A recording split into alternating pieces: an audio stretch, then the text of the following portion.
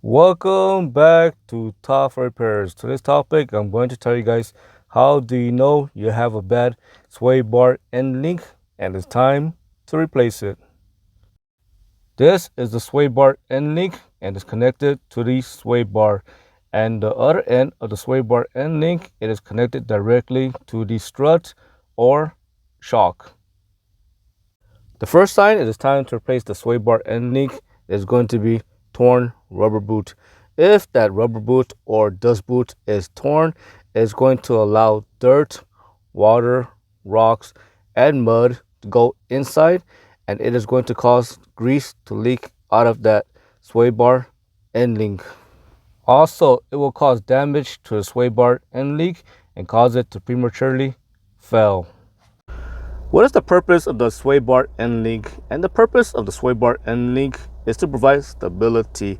For example, when you're turning around a corner, it is going to prevent the vehicle from leaning to one side, and this will provide stability. Also, if you're driving on uneven road surface, again, it can actually prevent the vehicle from leaning to one side when the road surface is uneven.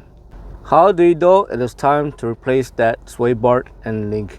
And the first sign, it is going to be noise. If you're driving over a pothole or going over uneven road surface, or you driving over a speed bump and you're hearing a knocking noise or a clunking noise, that could be a sign that sway bar end link might be bad. The quickest way to check for a bad sway bar end link, all you have to do is just grab it. Grab the sway bar end link and rock it side to side, and you want to rock it up and down. There should be no movements. If that sway bar end link is moving, it is going to make a clunking noise or a knocking noise. The next sign it is time to replace that sway bar end link, it is going to be instability. When you're driving and when you're trying to change lane or when you're turning and it feels like you don't have much control when turning or again switching lane, it could be a sign that sway bar end link might be bad and it's time to inspect it, and you should replace it if it is bad. The next sign it is time to replace that sway bar end link is that you're going to notice it in that steering wheel.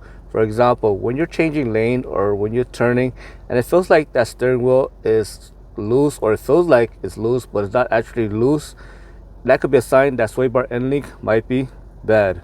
If you notice all these symptoms, you should inspect the tire. If you notice uneven tire wear, that's because when that sway bar end link is bad, it is causing the vehicle to lean more to one side. And of course, it is going to cause the outer side of the tire to wear out more.